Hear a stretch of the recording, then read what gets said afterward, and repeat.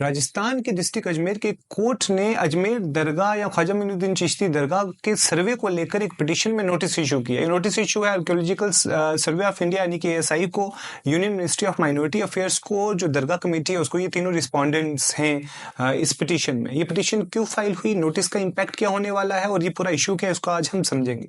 सबसे पहले ये समझ लेते हैं कि पिटीशन फाइल किसने की। ये पिटीशन फाइल हुई है हिंदू सेना के प्रेसिडेंट की तरफ से, जिनका ये क्लेम है कि जो अजमेर दरगाह है, इससे पहले यहाँ पर एक टेंपल था, टेंपल को गिराकर अजमेर दरगाह बनाई गई और यहाँ पर एक शिवलिंग मौजूद था, जिस शिवलिंग को हटाकर ये जो स्ट्रक्चर बनाया गया है, जिसको ख्वाजा मोइनुद्दीन चिश्ती दरगाह के नाम से जाना जाता है, जो आज मौजूद है वहां पर, ये टेंपल गिरा के वहां पे बनाया गया। ये है पूरा पिटीशन का क्लेम। अब इस केस के लीगल पॉइंट्स को समझने से पहले हम ये समझते हैं कि दरगाह कहते किसे हैं। दरगाह कोई ऐसा स्ट्रक्चर नहीं है कि जहां पर कोई खाली प्लेस मिली या कोई स्ट्रक्चर मिला, उसको गिराकर जो है वो कोई स्ट्रक्चर बना दिया गया और उसमें किसी तरह की इबादत होने लगी। नहीं, it is a resting place.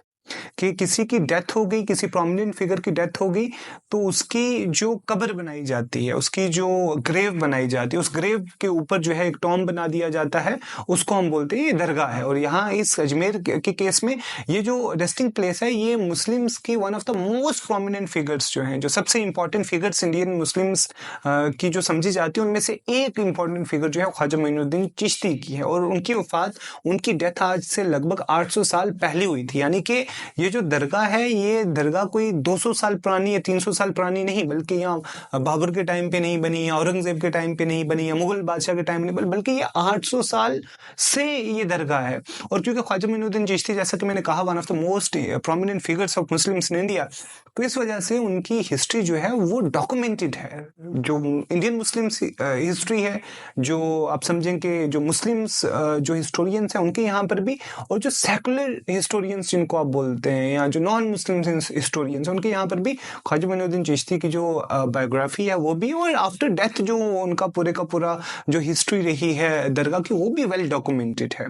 तो ये कोई 200 साल पुराना स्ट्रक्चर नहीं है, बल्कि 800 साल, और बल्कि मैं कहूँगा 814 साल हो गए हैं इस पूरे स्ट्रक्चर को। अब हम समझते हैं कि जो नोटिस इशू है, नोटिस इशू कब होता है।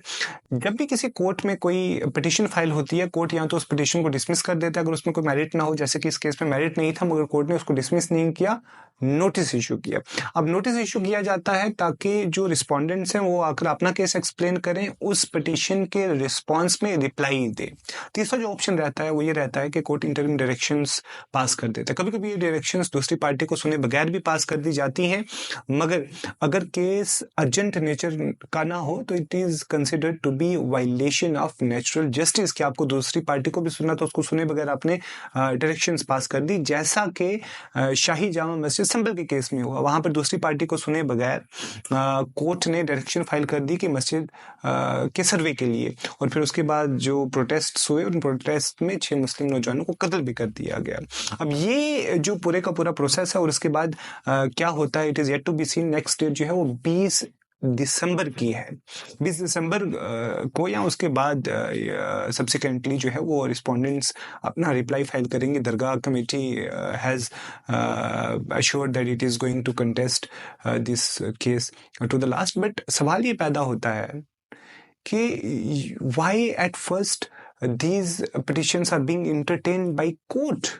पहली बात तो ये कि कोर्ट बाहर है इस तरह के पिटिशंस को डील करने के लिए under places of worship act 1991, उस पर हम डिस्कस करेंगे। मगर दूसरी चीज़ ये है कि जब मन में आया, जिस स्ट्रक्चर को देखा, दरगाह को देखा, मस्जिद को देखा, या किसी और चर्च को देखा, किसी को देखा और जाकर क्लेम कर दिया कि यहाँ पर पहले जो है वो मंदिर हुआ करता था, यहाँ पर पहले कोई और स्ट्रक्चर हुआ करता था, उसको गिरा कर ये बनाया गया है, and court would follow the same. और दूसरा इंपॉर्टेंट पॉइंट ये है कि क्या इस तरह के केसेस को सीरियसली लेना चाहिए। यानी कि they might be few people कि ये क्या 800 साल पुरानी दरगाह है, यहाँ पर अगर कोई क्लेम कर रहा है तो इसको सीरियसली क्यों लिया जाए। देखिए, इसी तरीके से पहले चीज़ों को आउट ऑफ प्रोपोर्शन ब्लो किया जाता है, फिर उस पर स्ट्रॉन्ग केस खड़ा किया जाता है। अगर केस स्ट्रॉन्ग ना भी हो तब भी मीडिया के ज़रिए, सोशल मीडिया के थ्रू ऐसा प्रोपेगेंडा खड़ा किया जाता है, और फिर जब जो है वो लोगों में ये चीज़ आम हो जाती है, फिर क्या होता है आप अच्छी तरीके से जानते हैं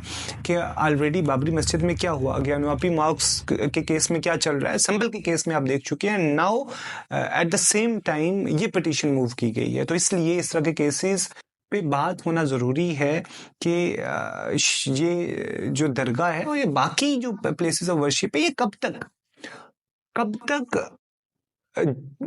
मस्जिदों के नीचे खोद खोद के देखा जाएगा। वैसे तो आप हिंदुस्तान में किसी जगह भी खोद के देख लीजिए, कोई ना कोई स्ट्रक्चर निकल आएगा वहाँ पर, because civilisation is as old as our memory. हमें नहीं मालूम कि यहाँ पर कितनी सिविलाइजेशंस पहले रही हैं या प्री हिस्टोरिक पीरियड में यहाँ पर क्या क्या, वी डू नॉट नो। यानी कि आप अगर किसी भी रैंडम स्ट्रक्चर के नीचे ढूंढते रहेंगे तो कहीं पे बुद्धिस्ट स्ट्रक्चर निकल आएगा, कहीं पे कोई और चीज निकल आएगी। So we do not know. अब इसी चीज पर रोक लगाने के लिए 1991 में एक एक्ट पास हुआ था जिसको हम जानते हैं the places of worship act of 1991। इस एक्ट ने जितने भी रिलीजियस प्लेसेस हैं, चाहे वो मंदिर हैं, दरगाह हैं, गुरुद्वारे हैं या चर्चेज हैं या और कोई रिलीजियस प्लेस है, उसके स्टेटस को फ्रीज कर दिया था as that religious place was in 1947। यानी कि 1947 में जो कोई रिलीजियस प्लेस थी उसका जो स्टेटस था वो फ्रीज कर दिया। यानी कि अब उस रिलीजियस स्ट्रक्चर का स्टेटस 18th सेंचुरी में क्या था, 17th सेंचुरी में क्या था, 16th सेंचुरी में क्या था, आज से 4000 साल पहले वहां पर क्या था, 10,000 साल पहले वहां पर क्या था, ये नहीं देखा जाएगा। जो 1947 में अगर वो मस्जिद थी वो मस्जिद ही रहेगी, दरगाह थी तो दरगाह ही रहेगी, मंदिर था तो मंदिर ही रहेगा। मंदिर को हटाकर कोई और स्ट्रक्चर नहीं बनाया जाएगा, चर्च को तोड़कर कोई और स्ट्रक्चर नहीं बनाया जाएगा। बाबरी मस्जिद case was exempted, it was because it was subjudiced before Supreme Court या इलाहाबाद हाई कोर्ट। तो इसलिए that was not included in Worship of Places Act 1991। But उसके अलावा जितनी भी ये मसाजिद हैं, मंदिर हैं, गुरुद्वारे हैं, वो इस एक्ट में इंक्लूडेड हैं। तो यानी कि अगर कोर्ट इस तरह के इश्यूज को डील कर रहा है, इंटरटेन कर रहा है, so it is in violation of places of worship act 1990। Thank you so much for your time. जैसे इस पे कोई अपडेट होगी so we will make another video. Thank you so much.